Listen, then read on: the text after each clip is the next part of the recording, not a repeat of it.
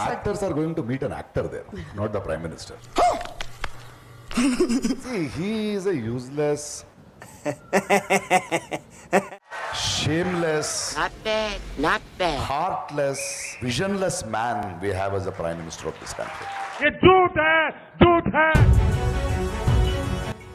भारतीय सिनेमा में प्रकाश राज को ऐसे अभिनेता के रूप में जाना जाता है जिन्होंने अपनी दमदार अदाकारी से खलनायक की भूमिकाओं को अमर कर दिया, लेकिन असल जिंदगी में वे नायक की तरह उभर रहे हैं, जो न केवल अपनी कला के लिए बल्कि अपनी बेबाक विचारों और साहस के लिए भी चर्चा में रहते हैं।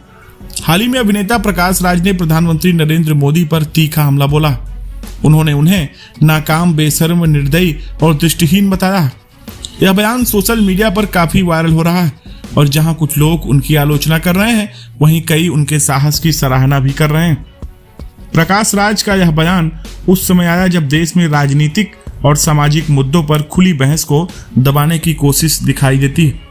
उनके शब्द न केवल एक अभिनेता की राय को दर्शाते हैं, बल्कि एक जागरूक नागरिक की आवाज को भी सामने ला रहे हैं, जो सत्ता से सवाल पूछने का हक रखता है। रोशन राय जैसे लोगों ने इसे सही ठहराते हुए कहा, जब पूरी फिल्म इंडस्ट्री चुप है, तब प्रकाश राज जैसे लोग समाज की आवाज बन रहे हैं।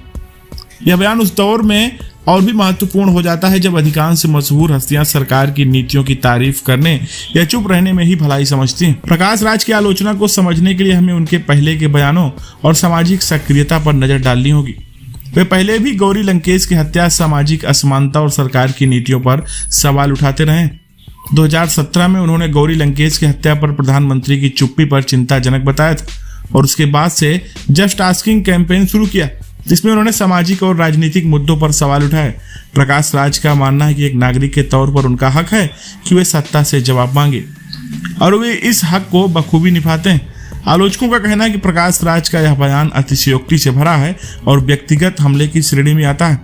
लेकिन क्या सवाल पूछना गलत है?